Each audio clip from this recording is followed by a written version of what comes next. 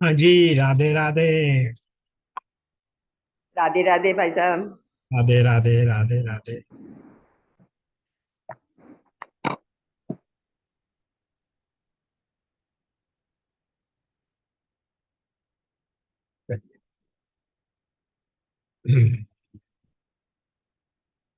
प्रारंभ करते हैं। सकल सुमंगलदायक रघुनायक गुणगान सादर सुनहि ते तरहि भव सिंधु बिना जल जान। बार बार वर मांगहूँ हरषि देहु श्री रंग पद सरोज अन पायनी भगति सदा सतसंग। जय श्री राम।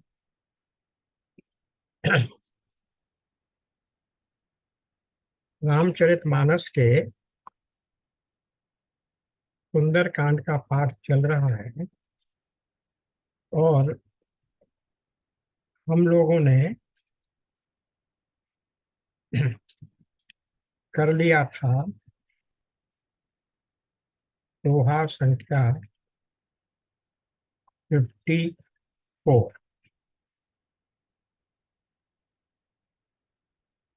जिसमें वो जो रावण के द्वारा भेजा हुआ दूत जिसका नाम शुक था, उसने वापस जाकर सूचना दी है कि राम जी की सेना में कैसे कैसे भयंकर बलशाली बलवान कपि यानी वानर और भालू हैं इत्यादि। और उनमें से जो उसके प्रमुख प्रमुख सेनापति हैं, उनका भी उसने, जिनका नाम वो याद रख पाया, उनका भी नाम उसने बताया है। तो ये दोहा संख्या 54 एट पेज 701 हम फिर से पढ़ते हैं। द्विविध मयंद नील नल अंगद गद विकटासी दधिमुख के हरि निसठ सठ जामवंत बलरासी। द्विविध मयंद नील नल अंगद गद विकटास्य दधिमुख केसरी निषठ शठ और जामवान, ये सभी बल की राशि हैं। अब इनकी बैकग्राउंड क्या है ये जरा सा समझिए। ये केवल वानर और भालू ही नहीं है, ये क्या है? ये वास्तव में देवताओं के अवतार ही हैं। ये साधारण पशु नहीं थे, बल्कि देवताओं के अंश से अवतरित अत्यंत बलशाली पौरुष के पुंज थे। हालांकि जो चित्र हम देखते हैं आजकल, उसमें इनको वानर की रूप दे दिया जाता है, किंतु महत्व शरीर का नहीं है, महत्व है उनके बल और पराक्रम का। तो कहा यह जाता है कि जब भगवान राम का अवतार रावण के वध के लिए हो गया और ब्रह्मा जी को भगवान ने आश्वासन दे दिया, ब्रह्मा जी के नेतृत्व में पृथ्वी और सब सुर नर मुनि नाग गए थे भगवान से प्रार्थना करने कि रावण का अत्याचार अत्यधिक बढ़ रहा है, पृथ्वी उसके भार से दबी जा रही है, तब आकाशवाणी से भगवान ने कहा था कि आप सब लोग चिंतित न हो, मैं शीघ्र ही अवतार लेकर आ रहा हूँ, आऊंगा और रावण इत्यादि सारे राक्षसों का वध करूं।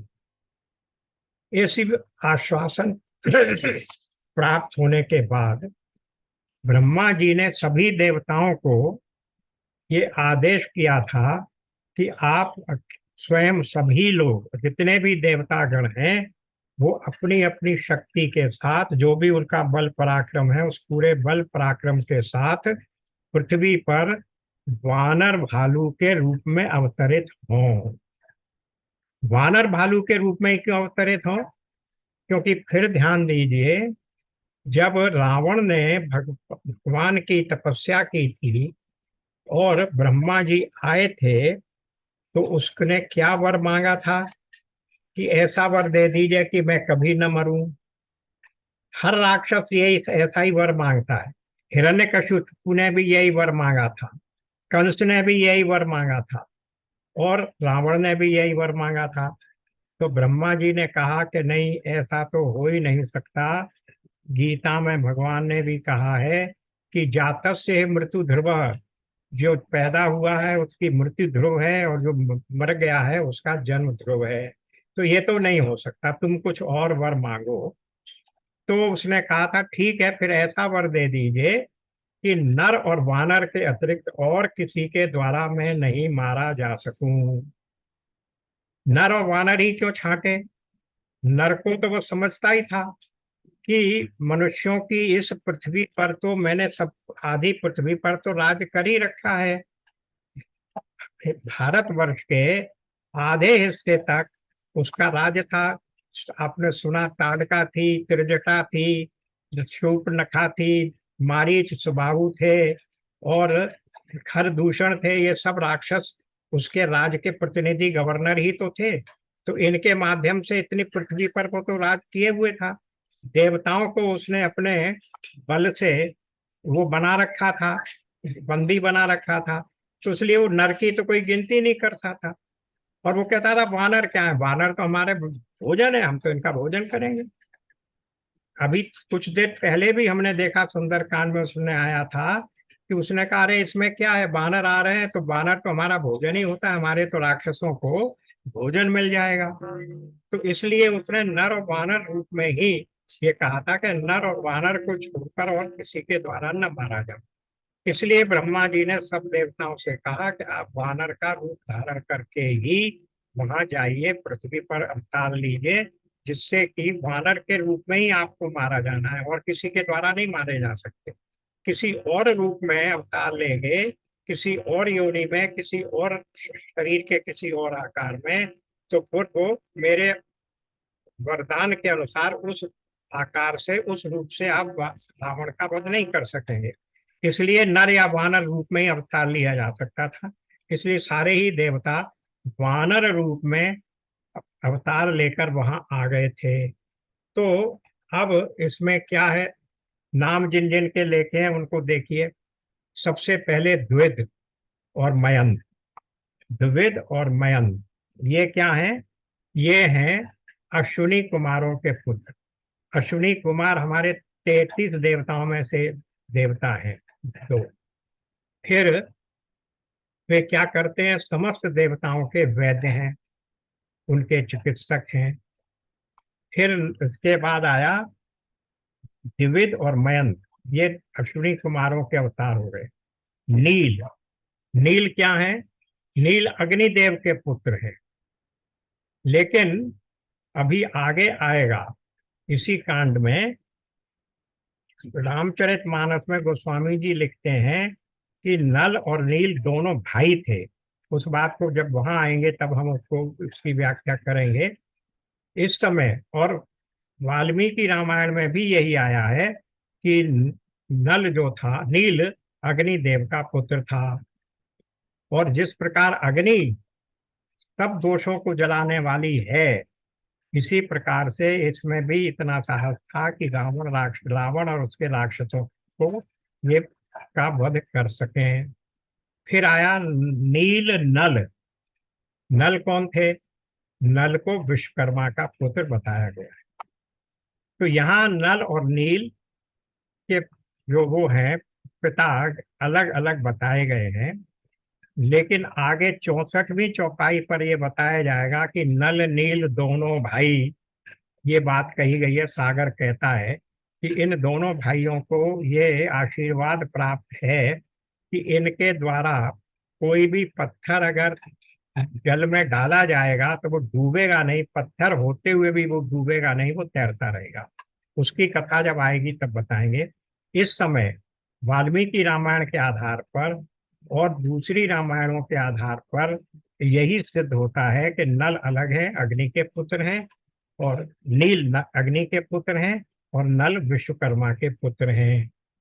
अब उसके बाद क्या आया? नल और नील। फिर अंगद गद विकटासी। अंगद कौन है? हमें आपको सबको मालूम है। अंगद बाली का पुत्र है, लेकिन बाली के वध के बाद जब सुग्रीव को राज दिया गया तो भगवान राम के कहने से अंगद को युवराज घोषित कर दिया गया था। तो ये अंगद जो है वो बाली के समान ही महान बलवान है। इसीलिए आएगा, आगे आएगा कि भगवान ने अंगद को भेजा है लंका में कि जाकर तुम एक बार और संधि की कोशिश प्रयत्न कर लो। और अंगद ने अपना बल दिखाते हुए वहां अपना पैर जमा दिया है कि कौन हटा सकता है मेरा पैर, तो हम सीता जी को हार जाएंगे। इतना बलशाली था वो अंगद। तो ये उनकी बात कही गई। अच्छा, अब ये गद कौन है? गद भी एक देवता के पुत्र हैं। ये तो कुछ ही नाम है जो कि उसको शुक को याद रह गए।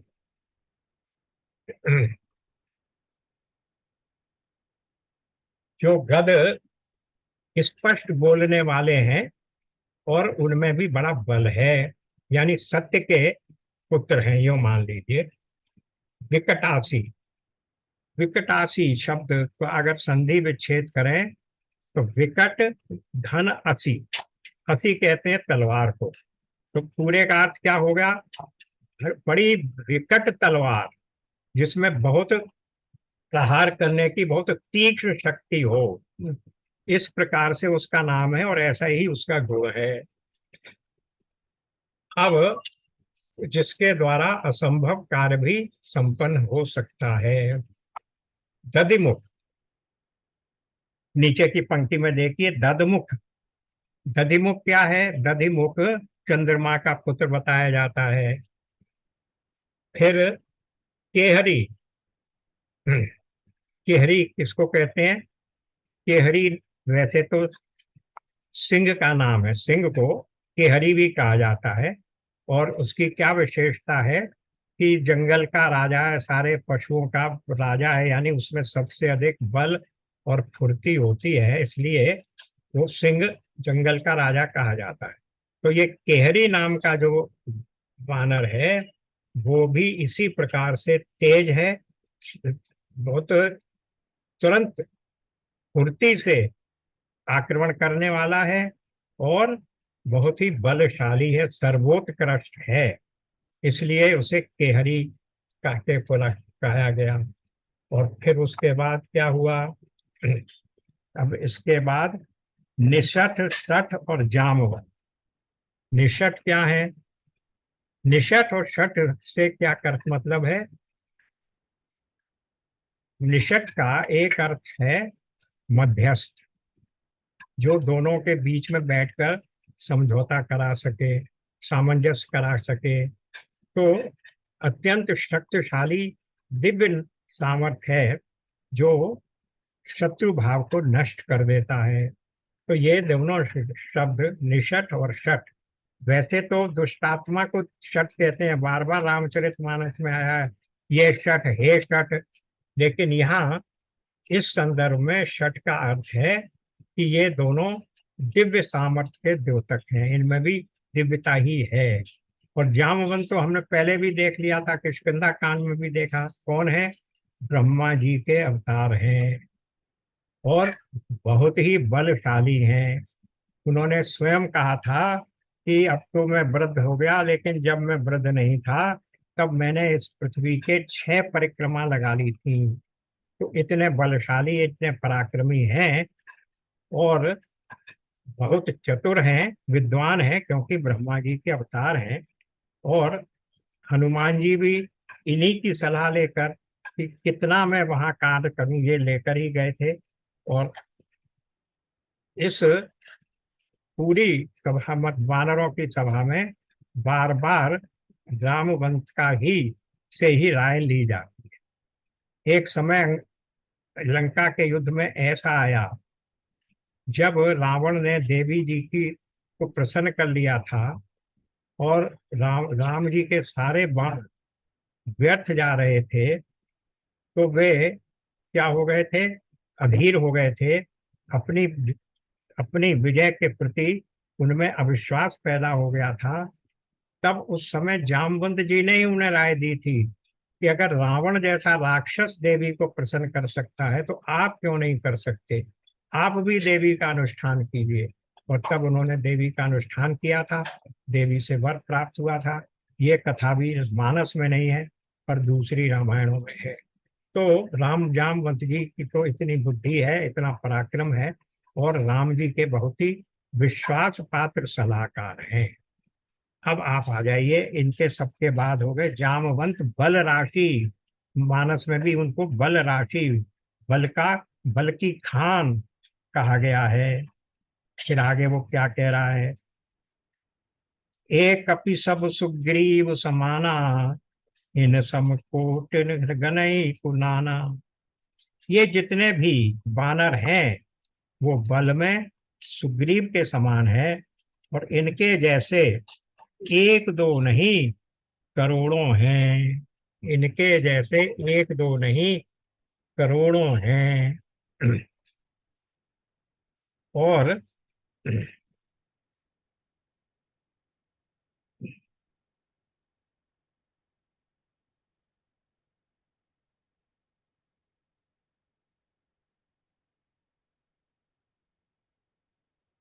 इसके अतिरिक्त इनका अपना बल तो है ही। राम कृपा अतुलित बल तिन्हि, इन सम कोटिन गनई को नाना। इन सम चरण सम, सॉरी, एक कपि सब सुग्रीव समाना, इन सम कोटिन गनई कुनाना। इसका क्या अर्थ है कि ये सब जो हैं वो क्या है, ये सब कपि सुग्रीव के समान है। इनके समान अनेक करोड़ों हैं, जिनकी गिनती नहीं की जा सकती है। तो मुख्य मुख्य नाम लिए हैं मैंने, उनके उन्हें कौन गिन सकता है।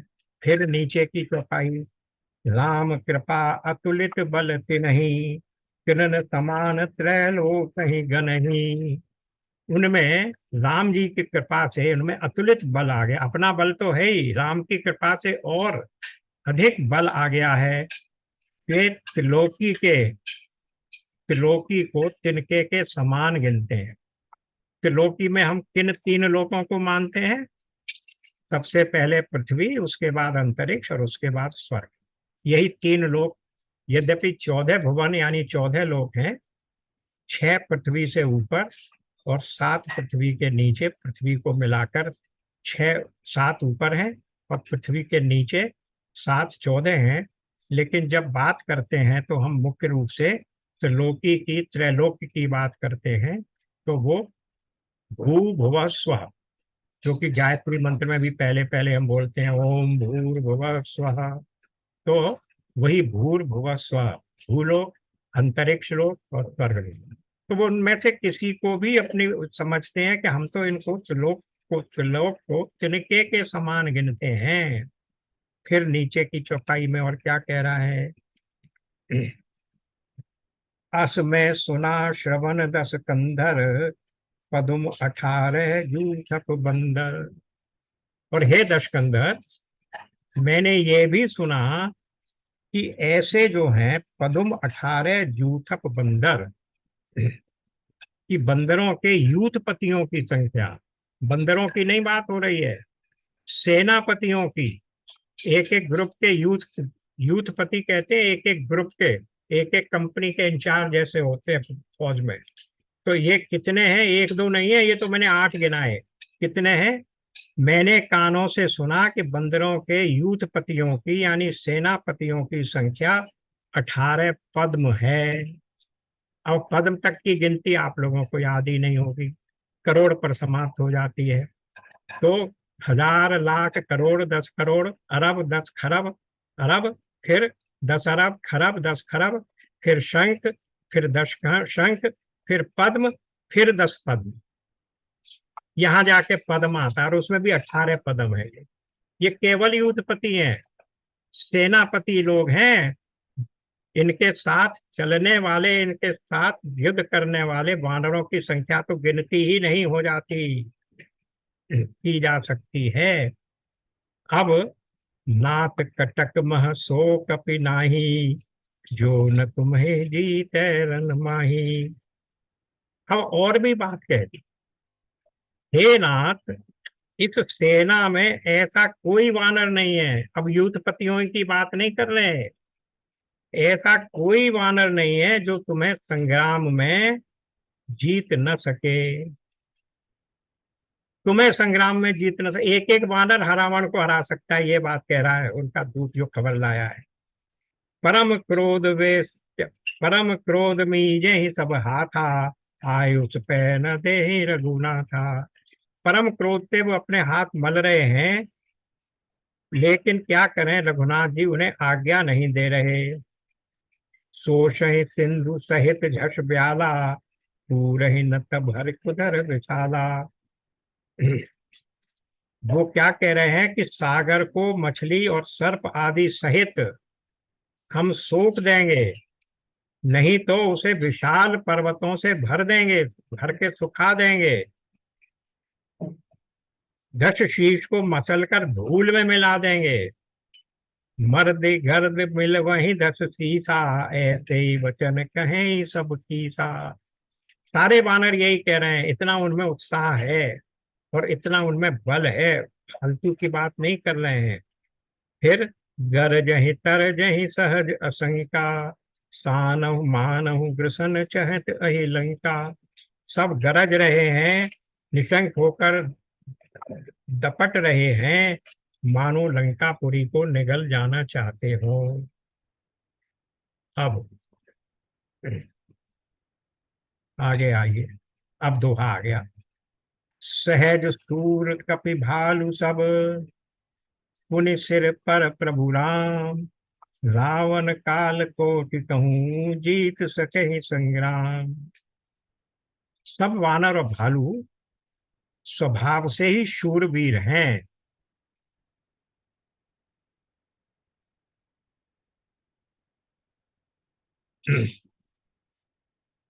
और फिर उनके सिर पर यानी उनके ऊपर स्वामी रक्षक प्रभु राम जी हैं। रावण ही क्या, रावण काल कोटि कहूँ, जीत सके संग्राम। रावण ही क्या, अगर करोड़ों काल भी आ जाएं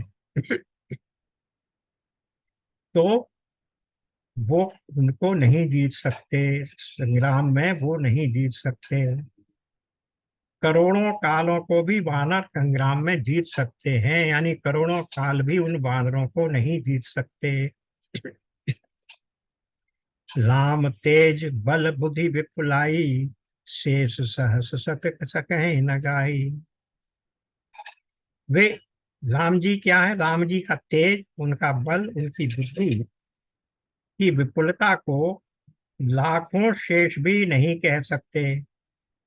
वे एक ही बाण से, कौन, राम जी, एक ही बाण से सैकड़ों सागर सोख सकते हैं, पर वे नीति निपुण होने से तुम्हारे भाई की सलाह से उन्होंने सागर से रास्ता मांगने के लिए तपस्या की है, क्योंकि उनके मन में कृपा है। क्योंकि अगर सागर सोखने लगेंगे तो सागर में रहने वाले अनेकों अनगिनत जलचर जीव जो हैं वो सब मर जाएंगे। तो उनके ऊपर कृपा की दृष्टि रखते हुए वो सागर को सोखने की बात नहीं सोच रहे हैं, सागर से ही उन्होंने कहा है कि तुम हमें रास्ता दे दो। ऐसी उनकी कृपा है, ऐसे कृपा निधि है। फिर आगे क्या कह रहे हैं देखिए। सुनत बचन बेहता दस सीसा, जो असीमति सहाय कृति कीसा। ये वचन सुनते ही रावण खूब हंसा। हंसा।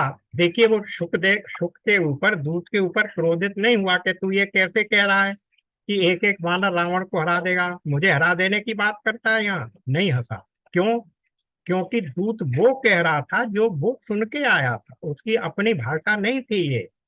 इसलिए रावण शांति से सुनता रहा। और फिर पूरी बात हो गई तब वो हंसा। तो कैसे हंसा? हंसकर क्या कहा? जो असीमति सहाय कृति की सा। जब ऐसी बुद्धि है तभी तो वानरों को सहायक बनाया है, स्वाभाविक ही। फिर ये कहा वानरों को सहायक बनाया, वानर उन्हें क्या सिद्धि देंगे, शिक्षा देंगे, नीति सिखाएंगे। सहज भीरु कर वचन दृढ़ाई, सागर सन ठानी मचलाई। और फिर किसको उसने अपना वो बनाया है, नीतिकार, नीति का सहायक। डरपोक सहज भीरु, स्वाभाविक रूप से जो डरपोक विभीषण है, उसके वचन को सुनकर सागर से प्रार्थना करके मान रास्ता मांग रहे हैं। मृ मूढ़ मृषा का करस बढ़ाई, रिपुबल वृद्धि था मैं पाई। अरे मूर्ख, तू झूठी क्या बड़ाई करता है? अब मैंने उनके बल को और उनकी बुद्धि की थाह पाली, जिनके सहायक ऐसे वानर हो और जिनका नीति का विभीषण जैसा डरपोक व्यक्ति हो, वो कहां से मुझसे जीतेंगे। सचिव सभीत विभीषण जाके, विजय विभूति कहाँ जगता है। अरे भय के ग्रस्त डरपोक विभीषण जैसा डरपोक जिसका मंत्री है, वो विजय और विभूति कहाँ से पालेगा। ये सब बातें रावण अब अपने मन को संतुष्टि देने के लिए कह रहा है, और उसे कहना ही चाहिए। सुनी खल वचन दूत ऋषि बाड़ी, समय विचारे पत्रिका काढ़ी। अब जब उसने ऐसे वचन सुने तो दूत का क्रोध बढ़ाया, और उसने उचित अवसर जानकर वो जो पत्रिका लक्ष्मण जी ने लिख कर दी थी कि जाकर तुम अपने स्वामी रावण को दे देना, वो पत्रिका उसने अपनी निकाली और रावण को दे दी। रामानुज दीनी यह पाती, नाथ बचाऊ जुड़ा वहीं छाती। बोला राम जी के छोटे भाई ने पत्रिका दी है, रामानुज, और हे नाथ इसे पढ़कर या पढ़ाकर अपनी छाती ठंडी कीजिए। बेहसी बाम कर लीनी रावण, सचिव बोले सठ लाग बचावन। हंसकर उसने अपने उल्टे हाथ में, बाएं हाथ में वो पत्रिका ले ली और सचिव को बोला कि ये कहा, उससे पढ़वाने लगा। सचिव को बुलाकर उससे पढ़वाने लगा। बातन मन ही रिझाई सठ, जनि घालसी कुल खीस। राम विरोध न उरसी, सरन विष्णु अज ईस। चित्र क्या लिखा था उसमें? अरे शठ, बातों से मन को प्रसन्न करके कुल का विनाश न कर। राम विरोध न उबरती, राम विरोध से ब्रह्मा विष्णु, सरन विष्णु अज ईश।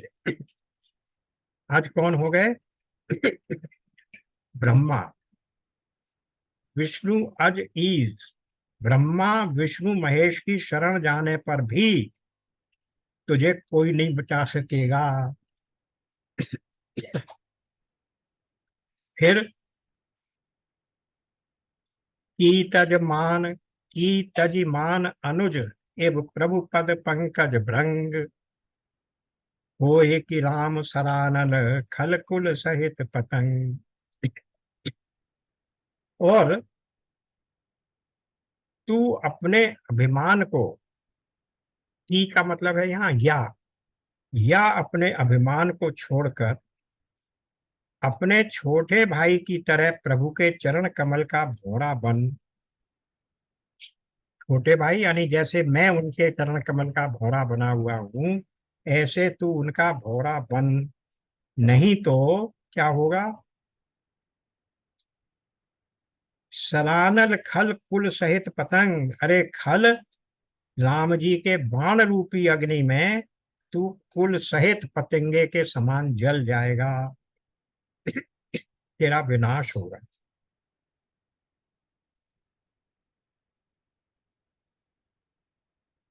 अब इसके बाद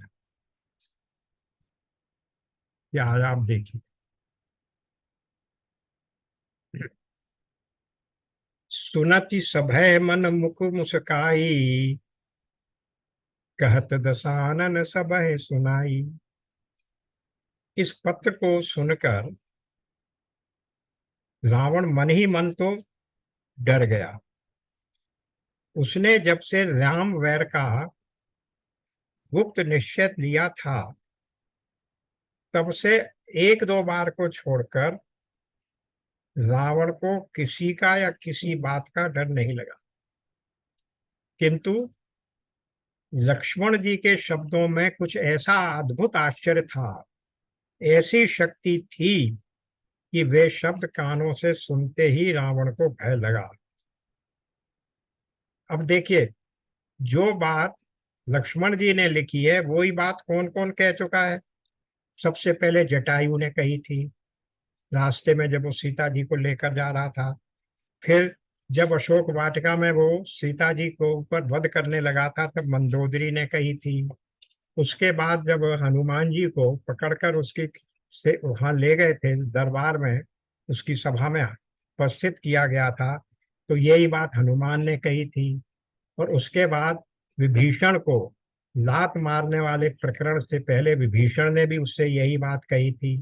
तो अनेकों ने अपने अपने मुख से सुनाया है, पर सुनकर कभी भी रावण मन में नहीं डरा। किंतु आज लक्ष्मण जी के लिखे हुए पत्र से वो डर गया, क्योंकि लक्ष्मण जी की स्वाभाविक शक्ति उस पत्र में प्रलक्षित हो रही थी। अब भूमि पराकर गहत आकाशा, लघुतापस कर बाग बिलासा। मन में तो डरा हुआ है, पर उसका उपहास कैसे कर रहा है लक्ष्मण जी का? अरे, लक्ष्मण कौन होता है जो कैसे है, मिथ्या बकवाद कर रहा है। कोई व्यक्ति अगर घबराकर पृथ्वी पर चित होकर गिर जाए, तो वो अपने गिरने के उसको छिपाने के लिए क्या कहेगा कि मैं तो आकाश को पकड़ने की चेष्टा कर रहा था यहाँ लेटकर। तो ये पतन छिपाने का व्यर्थ और हास्यास्पद प्रयत्न ही सिद्ध होगा। वैसा ही प्रयत्न ये पत्रिका लिखने वाले ने किया है। जैसे आकाश को हाथ से पकड़ना असंभव है, वैसे ही रावण का और उनके कुल का विनाश असंभव है। ये भाव उसने इस दृष्टांत से सूचित किया। अब आगे क्या है? यह सुखनाथ सत्य सब बानी, समुझहु छाण प्रकृति अभिमानी। अब उसने क्या कहा? हे नाथ, इसमें जो भी कुछ लिखा है उसको सत्य समझिए, और अपने देहाभिमान को और अपने स्वाभिमान को छोड़कर उस वाणी को सत्य समझिए, और क्रोध छोड़कर अपनी समुझे छाण प्रकृति अभिमानी, अपने अभिमान को छोड़कर उस वाणी को सत्य समझिए। सुनहु वचन मम परिहरि क्रोधा, नाथ राम सन तजहु विरोध। अब यहां तक उसने कह दिया। अब यहां पर क्या गड़बड़ हो गई? कह शुक नाथ सत्य सब बानी। अब उसने अपनी सलाह देना शुरू कर दिया राजा को। है कौन वो? एक असाधारण दूत है। वहां तक जो उसने सुनाया, राम लक्ष्मण जी का पत्र दिया, वो भी ठीक था। लक्ष्मण जी की बात सही है, यहाँ तक भी ठीक था। पर वो कह रहा है समुझई छाण प्रकृति अभिमानी, अपनी अभिमानी प्रकृति को छोड़कर इस बात को समझिए। और फिर वो क्या कह रहा है? सुनहु वचन मम परिहरि क्रोधा, मेरे वचन सुनिए और क्रोध छोड़ दीजिए, और राम जी के साथ जो विरोध है उसको छोड़ दीजिए। ये अब सलाह दे रहा है। ये सलाह देने का काम उस दूत के कार्य क्षेत्र से बाहर का है। वो अपनी परिस्थिति, अपनी स्थिति का उल्लंघन कर रहा है। शुक को दूत करके भेजा था, राजा की सभा में दूत आकर राजा को वहां से जो संवाद लाया, सूचना लाया, वो सुनाए, वहां तक तो ठीक है। पर भरी सभा में राजा को उपदेश देने लगे, राजा को समझाने लगे, तो ये तो सभा में राजा का अपमान है। तो इसलिए वो शुक अब रावण के क्रोध का भाजन बनेगा ही बनेगा। लेकिन ऐसा क्यों हो रहा है? वो जानबूझकर ऐसा कह रहा है जिससे रावण मुझ पर क्रोधित हो जाए, क्योंकि अब उसने राम जी की सदाशयता को, राम जी की कृपालुता को, राम जी की दीन बंधुता को देख लिया है। और अब वो इस रावण के इस दूत के रूप में सेवा करने से हटकर भगवान राम की शरण में जाना चाहता है। तो बजाय इसके कि वो खुद कहे कि अपना त्याग पत्र दे, वो ये चाहता है कि ऐसी परिस्थिति हो जाए कि रावण स्वयं ही मुझे निष्कासित कर दे। इसलिए वो ऐसी बात कह रहा है। और ऐसी बात कहने में उसके अपने मन में विश्वास है, राम जी के ऊपर विश्वास करके ही वो ये कह रहा है, अपने विश्वास से कह रहा है कि तुम्हारे साथ ऐसा ही होगा। उनको तुम जमीन पर पड़े हुए चित्त व्यक्ति के समान मत गिनो। वो अपने विश्वास से भी कह रहा है। तो इसका देखिए अब असर क्या हुआ। अति कोम और आगे सुना रहा है, अभी देखिए। अति कोमल रघुवीर स्वभाव, यद्यपि अखिल लोक कर लाऊ। श्री रघुवीर का स्वभाव अत्यंत कोमल है। यद्यपि वे सारे अखिल लोक के 14 भुवनों के राजा हैं। मिलत मिलत कृपा तुम पर प्रभु करही, उर अपराध न एक धरही। तुम अगर मिल जाओगे, तुम जाओगे अगर उनसे मिलने जाओगे, तो तुम्हारा कोई भी अपराध मन में नहीं ध्यान में रखेंगे और तुम्हारे तुम्हारे ऊपर कृपा करेंगे। देखिए बार बार वही बात आ जाती है। क्या आता है? गीता में भी भगवान ने कहा, अपिच्छेद सुदुराचारो भजते माम अनन्य भाग। दुराचारी से दुराचारी व्यक्ति भी हो, यदि वो मेरा भजन करता है स्वभाव से, तो वो क्या है? साधु ही मानने योग्य है। तो यही बात ये भी कह रहा है कि वो तो भगवान तो ये सबके सबके अपराध क्षमा कर देते हैं, दुराचारी से दुराचारी के भी। तो क्या करिए आप? जनक सुता रघुनाथ हैं दीजे, इतना कहा मोर प्रभु कीजे। मेरी इतनी सी बात को आप मान लीजिए कि सीता जी को, रघुनाथ जी को वापस लौटा दीजिए।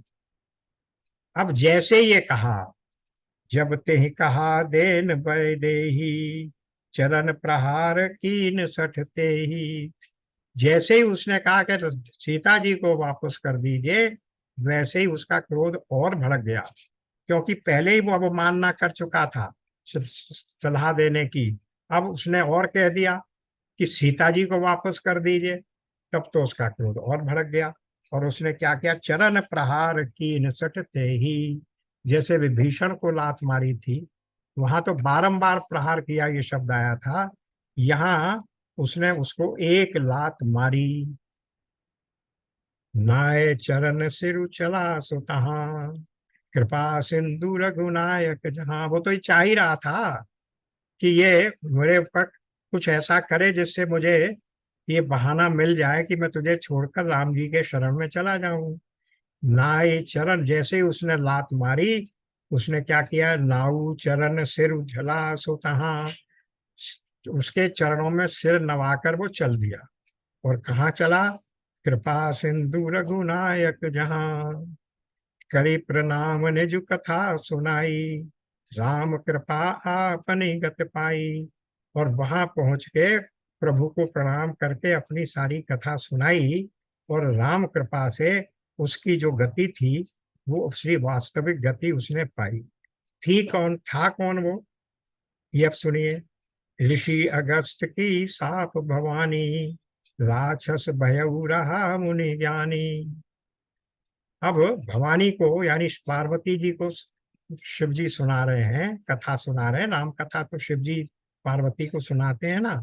तो अब शिव जी कह रहे हैं भवानी से, पार्वती जी से, कि क्या कह रहे हैं कि एक ऋषि था, किंतु अगस्त ऋषि के श्राप से ये राक्षस बन गया था। बंदी राम पद बारहि बारा, मुनि निज आश्रम कहूँ पगधारा। लेकिन अब राम जी के चरणों को बारंबार प्रणाम करके वो मुनि बन गया, अपनी गति को प्राप्त कर लिया, और वो फिर मुनि बनकर अपने आश्रम को चला गया। तो यहाँ ये भी फिर से ये और कंफर्म हो गया कि भगवान तो ऐसे दयालु हैं कि जो उनका नाम लेता है उसके सारे पाप, उसके सारे कष्ट क्षमा हो जाते हैं और मिटा दिए जाते हैं, और वे फिर स्वयं अपने स्वरूप को, अपनी शांति को प्राप्त कर लेता है। जैसा वहां कहा गया, उसको तो साधु ही समझना चाहिए। तो इसी प्रकार ये जो साधु किसी शाप के कारण राक्षस के रूप में था, वो फिर से भगवान के शरण में आने पर राक्षस की योनि छूट गई, और वो साधु ही बनकर अपने आश्रम को चला गया। अब आइए, ये कहानी 3 दिनों में पूरी हो गई। उनका दूत आया और ये सब लौट के गया, ये सब कथा पूरी हो गई। अब उधर क्या हो रहा है, कहाँ छोड़ी थी वो कथा हमने, कि राम जी ने शुक आसन पर बैठ, समुद्र के किनारे शुक आसन पर बैठकर सागर से विनय कर रहे हैं कि तुम हमारी सेना को जाने के लिए मार्ग दे दो। अब उसी रेफरेंस को, उसी संदर्भ को लेकर आगे पढ़िए। विनय न मानत जलधि जड़, गए 3 दिन बीत, बोले राम सकोप तब, भय बिनु होए न प्रीत। अब 3 दिन बीत गए, विनय न मानत जलधि जड़, जलधि कहते हैं सागर, और सागर कौन है, जड़ गए। और ये 3 दिन बीत गए, उनकी विनय को नहीं माना। अब यहाँ एक बात तो ये सोचिए, स्वयं गोस्वामी जी कह रहे हैं या सबके ध्यान में है, राम जी को, कि ये सागर क्या है, जड़ है। जड़ क्यों है, हमने पंच महाभूत में कौन से तत्व देखे, आकाश, वायु, अग्नि, जल, और फिर पृथ्वी। तो ये जो सागर है ये क्या है, इतनी बड़ी जल राशि का नाम ही तो सागर है तो जल ही जल। तो जल उस पंच महाभूतों की तरह एक तत्व है जो जड़ है। उन पंच महाभूत, पंचों महाभूत भी तो जड़ ही हैं। तो ये जड़ है ही, इसको विशेषता देने की क्या आवश्यकता है कि जलद ही जड़, वो तो है ही, आपने ही बनाया है, पंच महाभूत आपने ही बनाए हैं।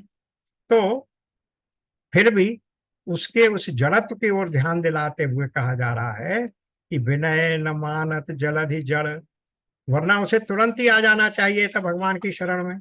जो बात अब वो 3 दिन के बाद कहेगा, वो बात उसे पहले ही कह देनी चाहिए थी।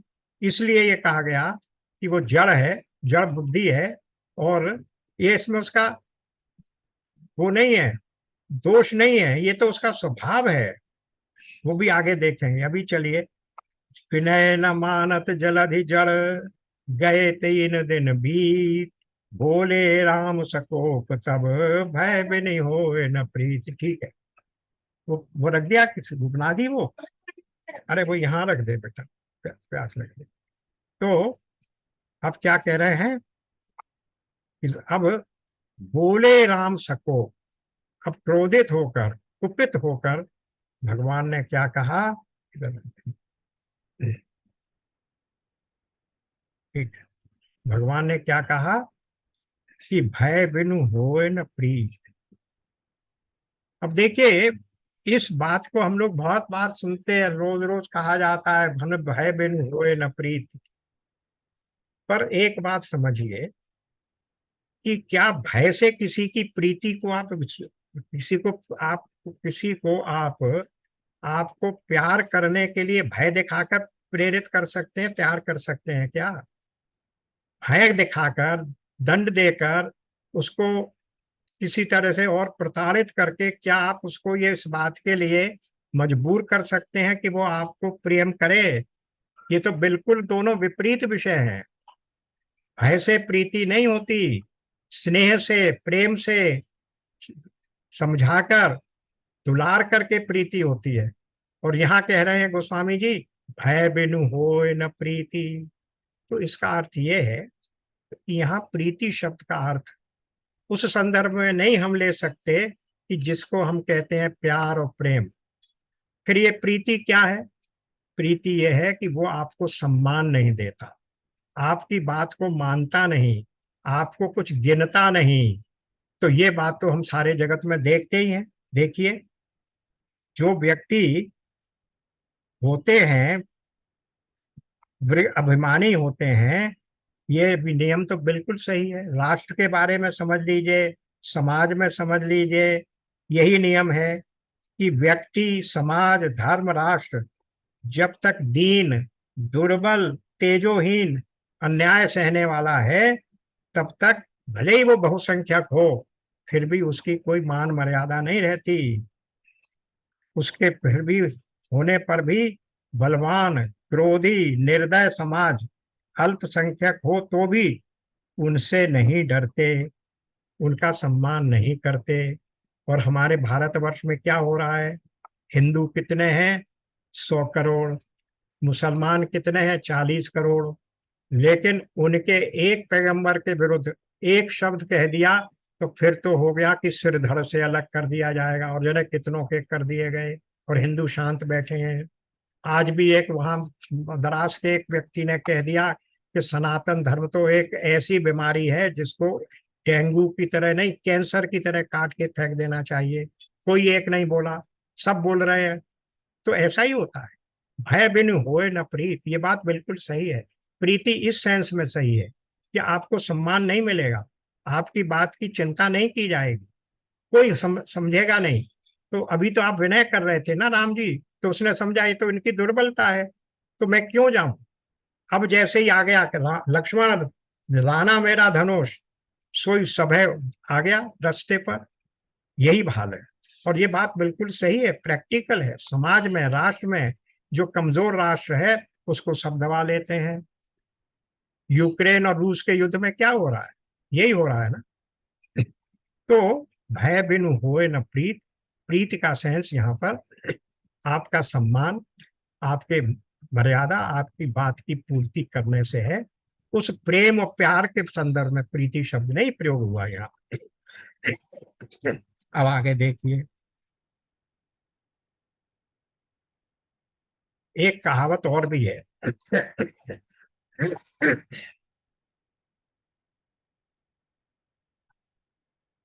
वो क्या है कि जो बलवान होता है ना, उसकी सभी सहायता करते हैं, और वही व्यक्ति दुर्बल को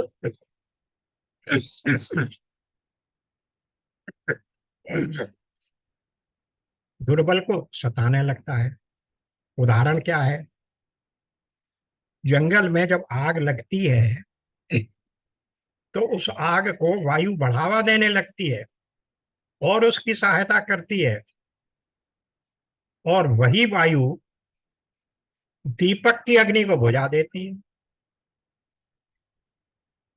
ये सुभाषित में दिया हुआ है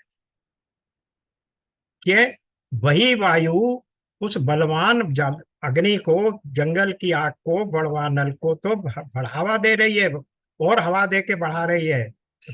और जो दीपक की अग्नि है, छोटा सा है, बलहीन है, उसको बुझा देती है।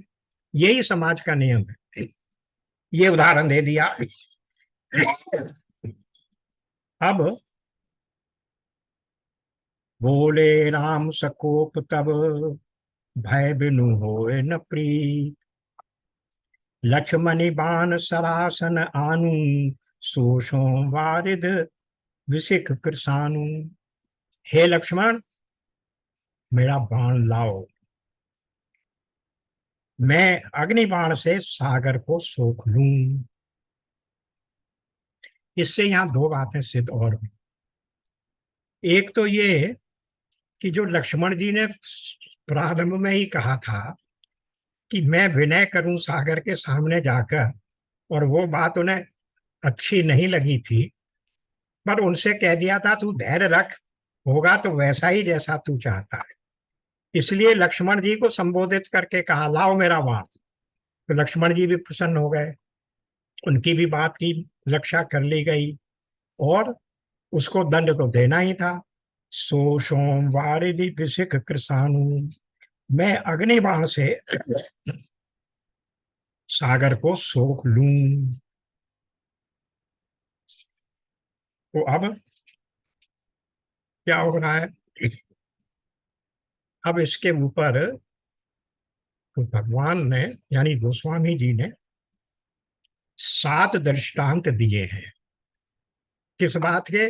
वही भय बिनु प्रीत, भय बिनु होए न प्रीत। सिखाने से, समझाने से, विनय करने से कोई लोग नहीं मानते। तो कौन कौन से लोग हैं? ऐसे ये 7 उदाहरण हैं, समझिए। सठ सन विनय, कुटिल सन प्रीति, सहज सहज कृपन सन सुंदर नीति। ममता रत सन ज्ञान कहानी, अति लोभी सन विरति बखानी। क्रोधि सम कामी हरे कथा, ऊसर बीज बहे फल जथा। अब यहाँ देखिए कौन कौन से 7 व्यक्तियों के दृष्टांत दिया जा रहा है। सबसे पहले सठ, यानी दुष्ट व्यक्ति। दुष्ट व्यक्ति की अगर प्रशंसा की जाए, सॉरी विनय की जाए, प्रार्थना की जाए, तो उसको कुछ नहीं होगा। और उदाहरण सामने है आपके। 3 दिन से विनय कर रहे हैं, शठ ने कुछ नहीं सुना, तो सागर रूपी शठ ने, तो शठ सन विनय। फिर क्या हुआ? कुटिल सम प्रीति। कुटिल कौन है? जो व्यक्ति मन से कुछ और सोचता है, मंदिर में कुछ है, आपके विरुद्ध कुछ भी वो कर रहा है। तो ऐसा हुआ कुटिल सम प्रीति, कुटिल सम प्रीति, यानी जो कपटी है, मित्र, कपटी मित्र, वो शूल के समान है। कुटिल सन प्रीति। फिर सहज कृपण सन सुंदर नीति। जो व्यक्ति कृपण है, कंजूस है, उसको आप नीति की बात सुनाएं कि अरे भाई देखो, धन का उपयोग क्या है? दान, भोग और नाश। दान करो, नहीं कर रहे हो तो कुछ भोग ही कर लो, नहीं तो नाश होना ही है। ये नीति की बात कृपण को नहीं समझ में आती है। वो दान को, धन को एकत्रित तो करेगा, पर खुद दान तो छोड़ना छोड़ दीजिए, भोग भी नहीं करता, एकत्रित करता है। तो इसलिए सहज कृपण सन सुंदर नीति, कृपण के सामने नीति, सुंदर नीति की कोई वैल्यू नहीं होती। ममता रत, ममता रत सन ज्ञान कहानी। यहाँ पर जो लोगों में ममता है, ममता में तल्लीन है, वो ममता का त्याग किए बिना ज्ञान नहीं होता। ममता किसमें? मैं और मेरे में, व्यक्ति, वस्तु, परिस्थिति, सब में जो ममता है, आईनेस और माइनेस, उसको त्यागे बिना ज्ञान नहीं प्राप्त हो सकता। तो उससे कुछ ज्ञान की बात करने से कोई लाभ नहीं होगा। अति लोभी सन विरति बखानी। और जो अति लोभी है उससे कहो भाई थोड़ा विरति यानी वैराग्य प्राप्त कर लो। अब बहुत लोभ कर लिया, कुछ वैरागी बन जाओ, तो वो भी नहीं होगा। अति लोभी सन विरति बखानी। वैराग्य की महिमा गाने से कोई लाभ नहीं है लोभी के साथ। क्रोधी सम। क्रोधी और कामी के, क्रोधी के सामने समवाद करना, यानी उसको सम का अर्थ है यहाँ शम।